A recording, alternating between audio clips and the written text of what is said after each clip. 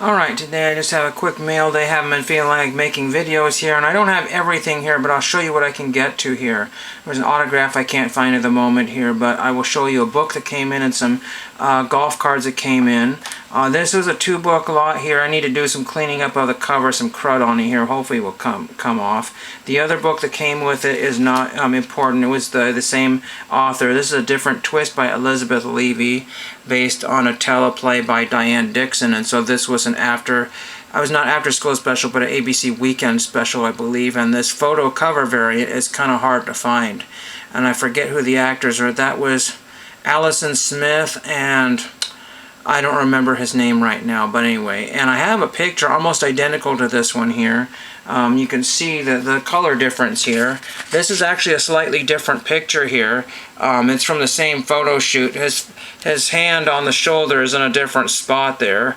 And then there's some very, very slight. So it's almost the identical photograph there. But very, very dang close. This one here was a picture that was printed out by Snapfish, and they made their skin yellow, so I was very disgusted with that one there. So you can see quite the difference there. A very dark contrasted one and a very gross bright contrasted one. So not really cool for Snapfish to do that, but anyway. I was thinking about TTMing them, but they don't TTM. Nobody TTMs anymore. So I'm giving up TTM for the most part. And then I picked up these things here. I had one more card here, but it seems to have gotten lost here. I've got 3 of these here. They're not from my 24 set because they're part of the set, the Chicago set 13, 4, and 17 CHC. So don't know what to do with those. I don't know why they make those. They just get in the way. The other one was a foil. I don't know if there's I just don't remember if all the base cards were foil and these were not, but these are not foil cards there. Not sure what I'm going to do with those. Those were at the bins and they cost very little. This one was a bulk purchase by itself. Something like 80 odd cents a card or whatever. I think this was cut open. Maybe I accidentally ripped it open, but that was kind of open there. And so I don't know if I did that or the post office had done that, how that got opened up. But all the cards, I'm glad I'm not grading these because they have dinged corners on all the top of them. Some of them have a couple bends in the cards here. I say bends, but kind of a characteristic, kind of wavy spots there. So whether they were like that, I don't know. I bought these for autograph purposes. These are Miller Press from Donruss. I mean, sorry, people call them Donruss Miller Press because they look like Donruss. And I don't know if they were hand cut or what they are. Really have no idea. They're not super they're not super well made, but they're also super valuable because they're very hard to find.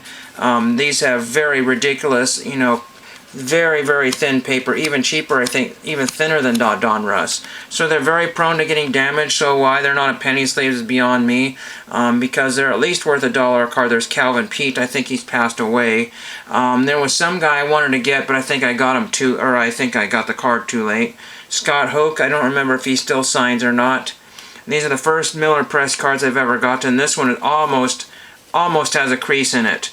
Robert Wren almost has a crease in it. You can see, hopefully, there's a spot right there and a spot right there. Again, I don't know if that was done in the shipping there, but they were in this kind of fat top loader here. When you do, a very cheap, eBay standard envelope shipping, things get rattled around and beat up, especially. And what's funny is because for the most part, the corners on all the bottoms are mint, but the top ones are not. So figure that one out. They probably slid around here and smushy, smushy, smushy. So if I was getting these graded, I would rip somebody a new one. But I'm not going to be doing. There's the Robert Wren I just showed. There's the Mark Wiebe. There's a Ted Schultz, who's a good signer. So I think that would be the very last card I need, and that one is really good condition there. Little wipe mark there, something that might have been my finger that touched that, but really amazing condition card. These would not grade very high at all, probably 6s or something like that. Steve Pate, don't remember if he's still signed. Bob Tway does not sign from what I understand. He's got a promotional card that I think I want to get done. And there's Bruce Litsky. So we'll have to go through those and see. And I'll say, hey, Mr. So-and-so, I know I've written to you before, but this is the very last card that I know of. I mean, there's other Miller Press. These are 1990. So there's like a 1984 Miller Press, I think, that starts off 85, 86, 87, 88, 89, 90, or something like that.